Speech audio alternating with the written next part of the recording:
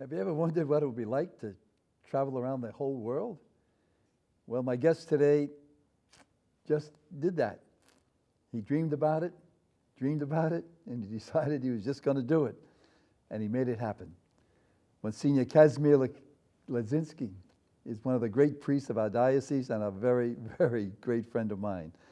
He's retired from active priestly ministry after 50 years as a priest, and recently went on I think, a 35-day trip around the world from Australia to Europe. I just can't wait to talk to my friend, Monsignor Casey, about this trip. Case, welcome. Good to be here. Terrific. I know you spoke about this for a long time, and I kept wondering if it was going to happen. So tell me, can you tell me about how this idea came about?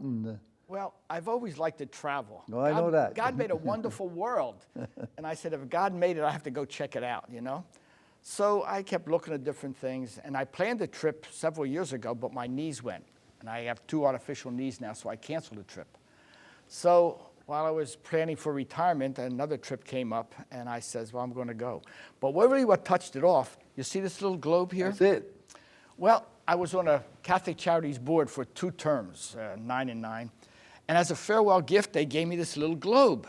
So I took it home, put it on my bookcase, and there it goes. It keeps going around. And I says, well, it's no good to look at it. I might as well do it.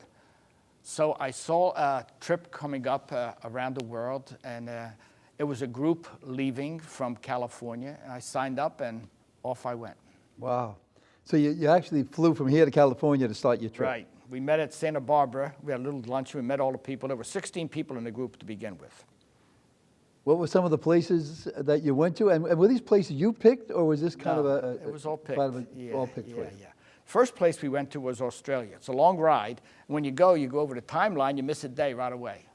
So we flew into Australia, and we went up to Brisbane, and we went up to the Barrier Reef. Now, this wasn't like a pilgrimage, a religious trip. This was just a nice trip for you. I wanted to see all the good things that God created. And the wonderful people, the wonderful thing. You know, I watch the news. They give us the bad news. I went to look at the good news, what's going around in the world, and I saw a lot of good news. So tell me a little bit about that. You said you started out with 16 people, and right. These were your traveling companions? I didn't know anybody until I met them in California. Mm-hmm. Unfortunately, we lost 5 people. A couple there had difficulty, they left. Another lady got sick, and then another fellow got sick. So 11 of us finished the whole trip. But in Australia, we went up there at Barrier Reef, then we came down to Sydney, and the Opera House. It's one of the wonders of the world, and we saw King and I there. And we got to see quite Australia, a lot of beautiful coast that remind me of Jersey, a lot of wonderful people there. It's just a wonderful part of God's creation. A little expensive, but it was beautiful, beautiful. I know a young man that's in Australia now. He left the States to go there, and he's got some kind of a job helping people skydive. Did you skydive? No, I didn't go into that. Those knees wouldn't do it. I went into underwater submarines for the Barrier Reef and see you'd love to fish. I mean, if we could only get along the way the fish get along, we'd have a great world. You know, it almost reminds me, and I know, listen, we're good friends, I know your spirituality, but when you talk about that, it goes back to the book of Genesis. Yeah. You know, in the beginning, God created. And God saw that it was good. So I wanted to see all the good that God made all over the world. But God said when he created male and female, it was very, very good. Very, very good. So maybe you also saw some very, very good people. I did. The people were wonderful, too. Australia, but from Australia we went to Thailand, which is a whole different world for me. So from Australia you went to Thailand. Right. Okay. I thought you went to Hong Kong after Australia. Yeah. No, I did want to go to Hong Kong. That's right. I jumped a little bit. Went to Hong Kong. Well, didn't you call me from Hong Kong? I think I did. I think you called me up to tell me that the Eagles beat the Giants. I did. It was 27-0, I think the score was. Yeah. I emailed you. What I had, my phone, I put on airplane mode, and then I went to Wi-Fi, so I was still able to communicate with everybody back home. Terrific, huh? Yeah, it was great. So in Hong Kong, what did you do there? Visit some of the great places there. We went in some of the boats and so forth. Hong Kong, it's a great city. Crowded? It's part of China, but it's not part of China. We didn't have to get a special visa to go in there. And the waterfront is just beautiful. I used to walk along the waterfront in the morning, see the people.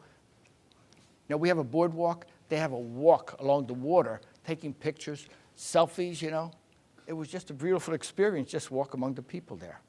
We did a little shopping there. I remember somebody in our group got a little teapot there and stuff like that. It was very nice. When you were there, did you visit any, was there, like in Hong Kong, any Catholic churches? No, I didn't. Nope. I went on to Thailand, and we went to the temple. And we went there with the Buddha. And we went there to see how the people were praying, lighting the candles and stuff like that. So that's where I went. I didn't go any place in Hong Kong, but I did in Thailand. I went to the temple there. And it was great the way the people were praying. And Buddha is really reflecting how you're going to get to nirvana. And the people come there and they light some candles and they talk about their voyage, how they're going to get there. It was an interesting experience to be there at the temple. So in many ways, this trip of yours was like a pilgrimage. I mean, a pilgrimage where you were finding God and experiencing God in creation and people and in buildings that were designed to be holy and sacred places. Once again, when you look at the news, they don't give you all the wonderful things. People getting along. Thailand, it's interesting. You go shopping in a boat. You'd love it. Everybody's in a boat and all the stores. Probably get a job. Yeah, and everybody, the shopping malls on the side, you shop from the boat. You don't get off the boat? No. You go. That's the street. Was it like canals? Yeah, canals. Yeah. You can get off, but you just sit in your boat and they get whatever you want. It was an interesting experience. Now, when you shop like that, you're talking about food and like coffee and anything you could think of. Food, clothing, pictures, souvenirs, they have it all. It's a market, but you're in a boat. So what did they do? Come up to you and say, you're in a boat. I mean, it's a traffic jam in a boat, and you're trying to get to some stuff, and it's just an interesting experience. I only bought a couple of cards there, but they had all kind of things for sale there. People were buying stuff. It's an interesting experience. Wow.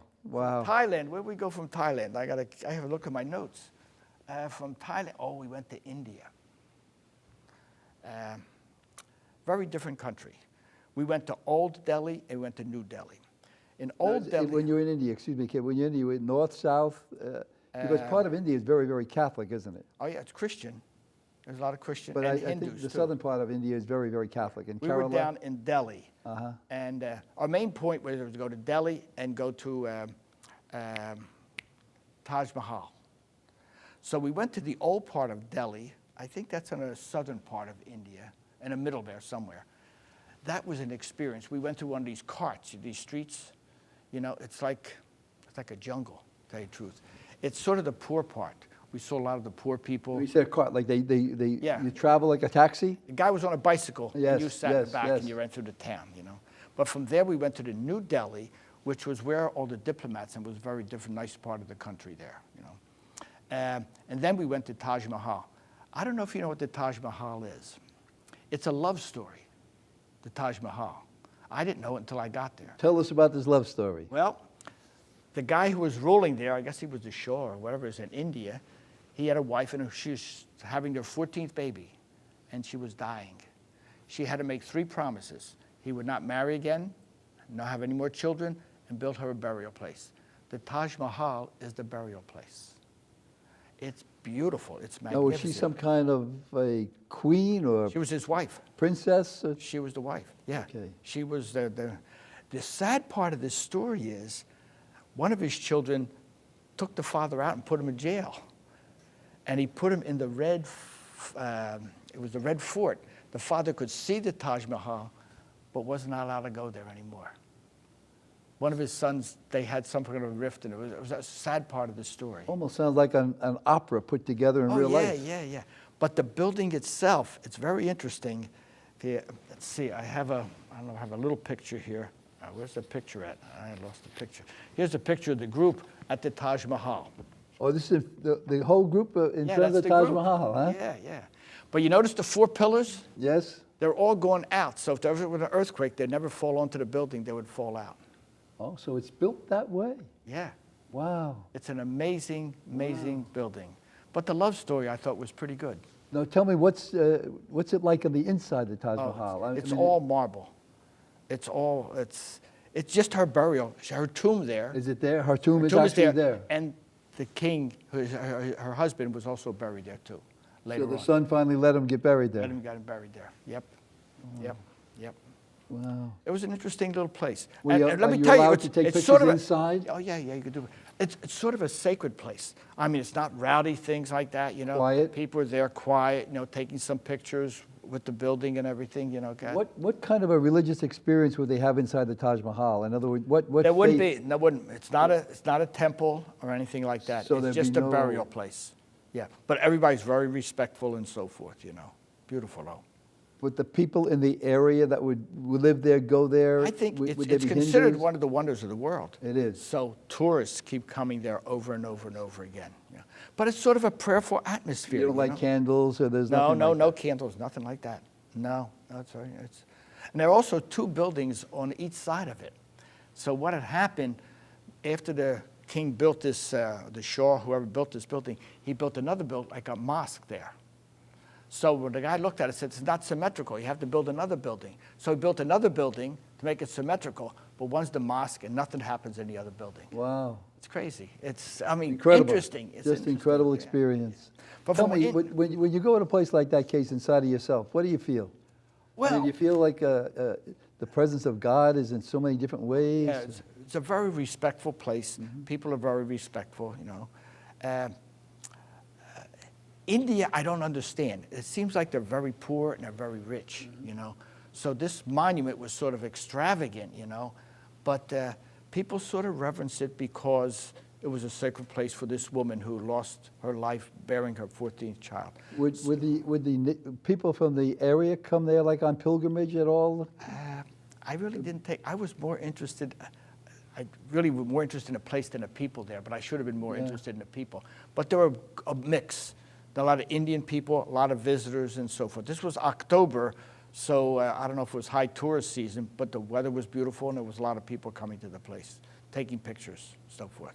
Now, did you fly into India and then get bused there? How did you get there? Yeah, we flew into Delhi, I guess, and then we were bused. We were Yeah. bused all over the place. Yeah, it was good. How'd you feel sitting in one of those cabs on the bicycle?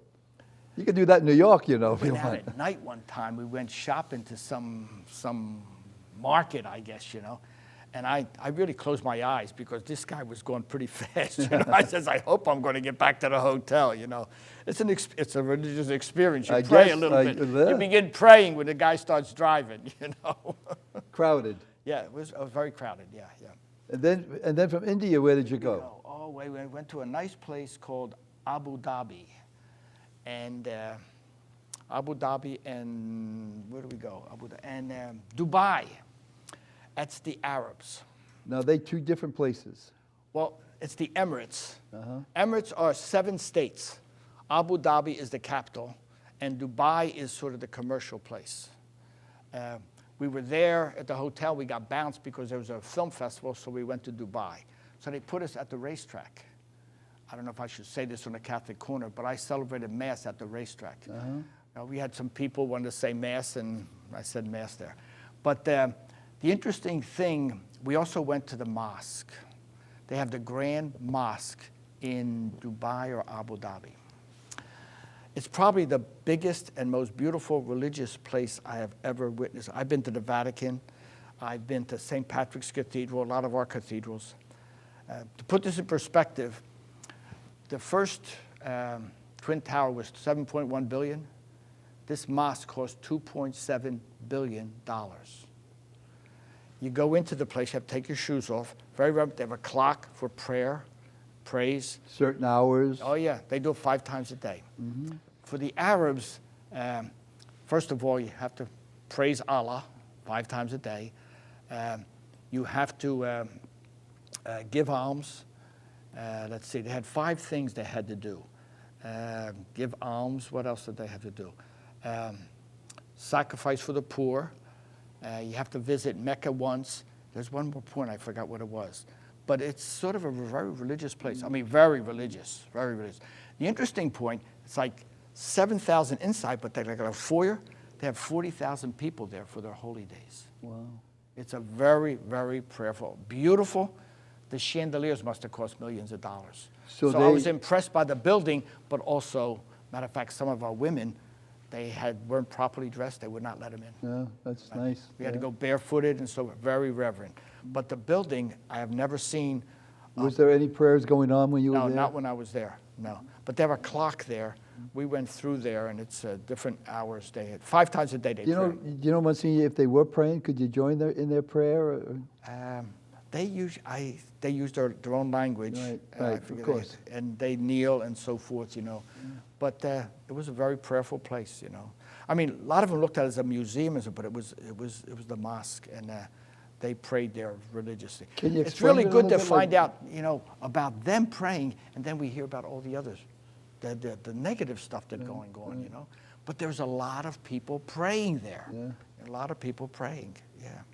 What was it like to be inside there? Is there like tapestries? Oh, or, yeah. No, it's sort of simple. Chandeliers, a lot of flowers and so forth, Right. It's not... Would the flowers be... No, it was in a marble. Oh, okay. In the Oh, marble, I see. And the chandeliers and everything. There was nothing artificial there.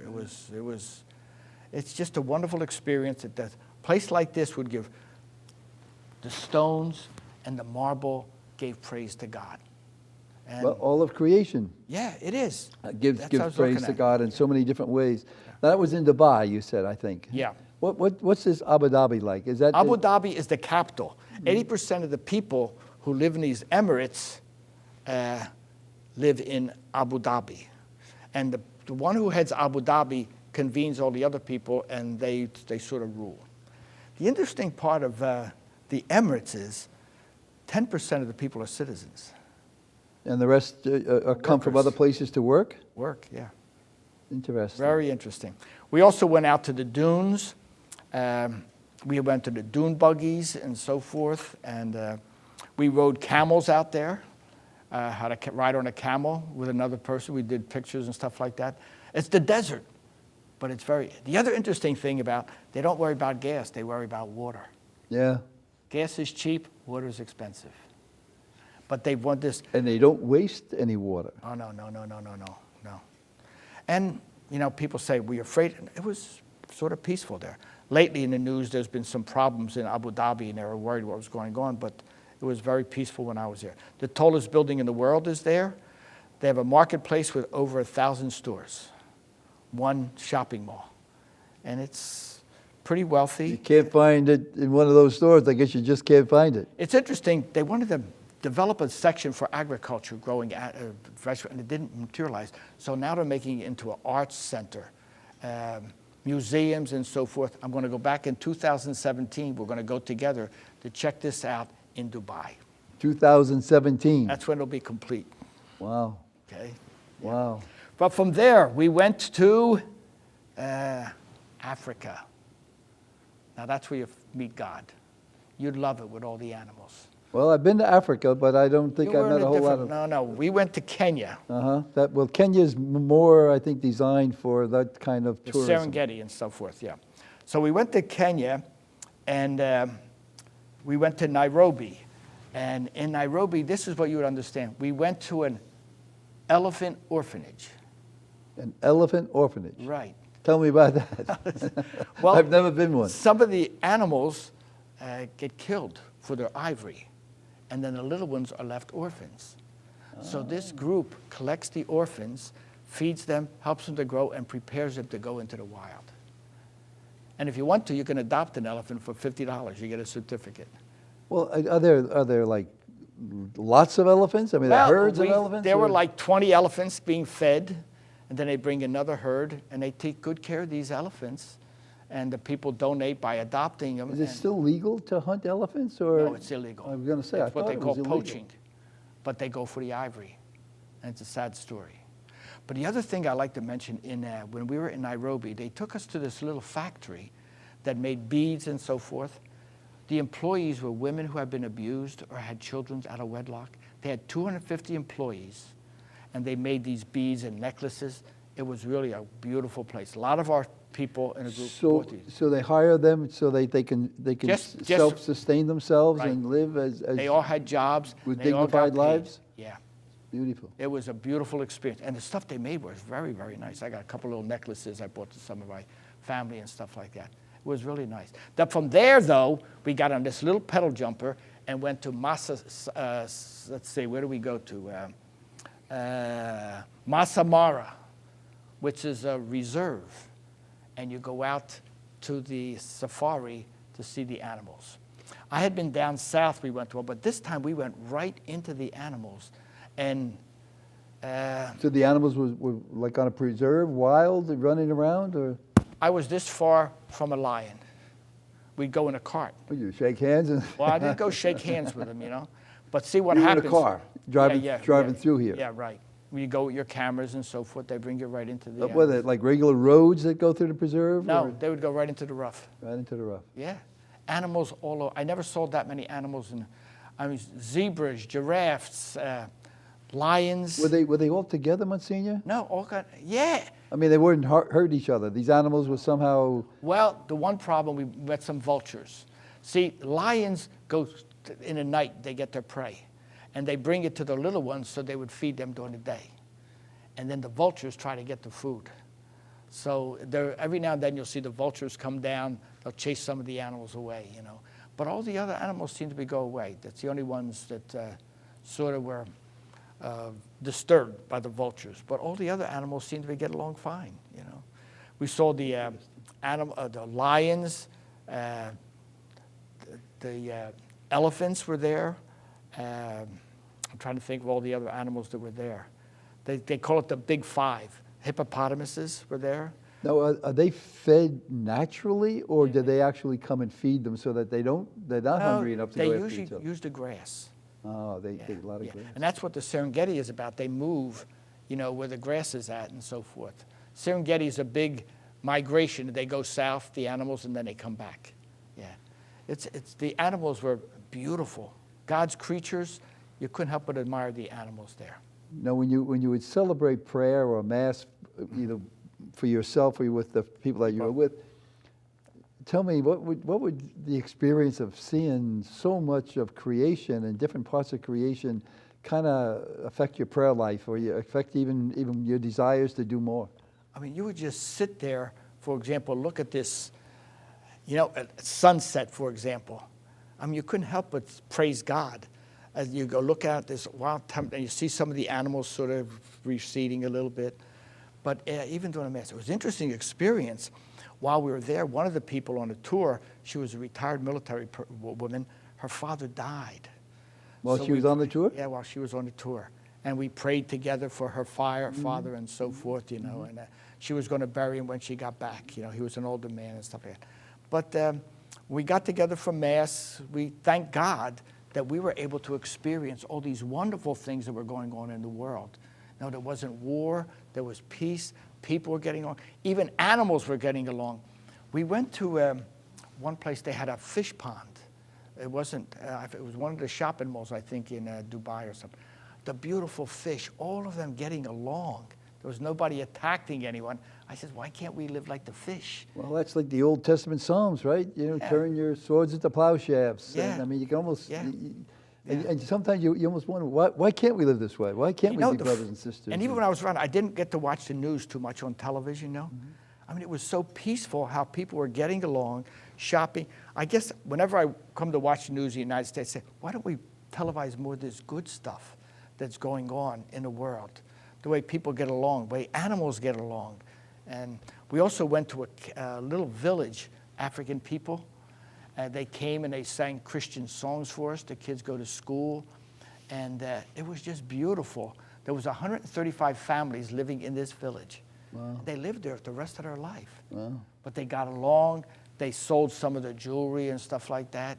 And it was And they found their own peace. yeah. And then when you came back to Paris or France? Oh, yeah, I finally went to church there.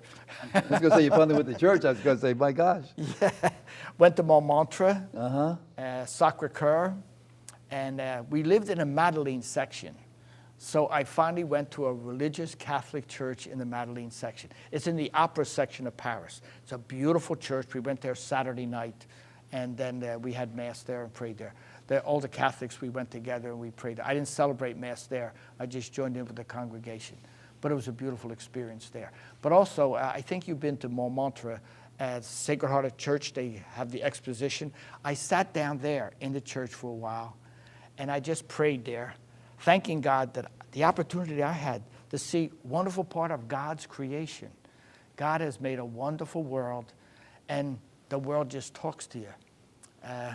Like I said, I didn't get to see the whole world, but I went around once, and I was reading one of Rawhausen's books on the trip, Sacred Fire, and it was just reminding me how God continues to get involved in our lives and leads us around. And, you know, I always like the definition, why did God make us? Because God wanted us to enjoy it.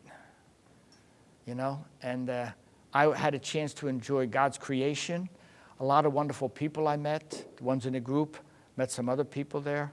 It was a wonderful experience, and I thank God for that. Was there any one story or experience that you said, wow, this is just the highlight of the trip? It's hard to pick one out, you know.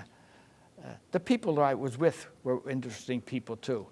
It was very interesting because when we got to Australia, we ended up on Saturday night or Sunday. So I celebrated Mass Saturday night myself. I didn't know where there was churches were at. But there was one lady, she wasn't on a morning tour. And I says, where is Pat at? She said, she went to church. She got a cab and found a Catholic church to go. Then after that, I told her I was a priest, and then we were able to celebrate Mass. She constantly thanked me that we were able to pray together and say Mass together as we went from place to place. So that was a good experience. Even though it wasn't a pilgrimage, so to speak, No. it became a pilgrimage. It became For me, it was. a way that God walked with you and you walked with God. I mean, one of the prayers we say at the end of in our breviary, may the animals pray, may the priest praise, and Praise God. yeah, it's just, What's next? What's next? I got to get to visit New Jersey, I guess. I was going to say, you want to go to Hoboken or Jersey City? Yeah, right. Well, people ask me at the end, what was your favorite place? You know Yeah. what I tell them? New Jersey. There you go. That's where I live. Keith, I'm And so, that's where God is so here. happy for you, and I'm glad you finally got your dream fulfilled and keep the dream going. Right. Bless you. Make your life a pilgrimage. Be with us and know that we pray and love you very, very much. Thanks, Casey. God bless.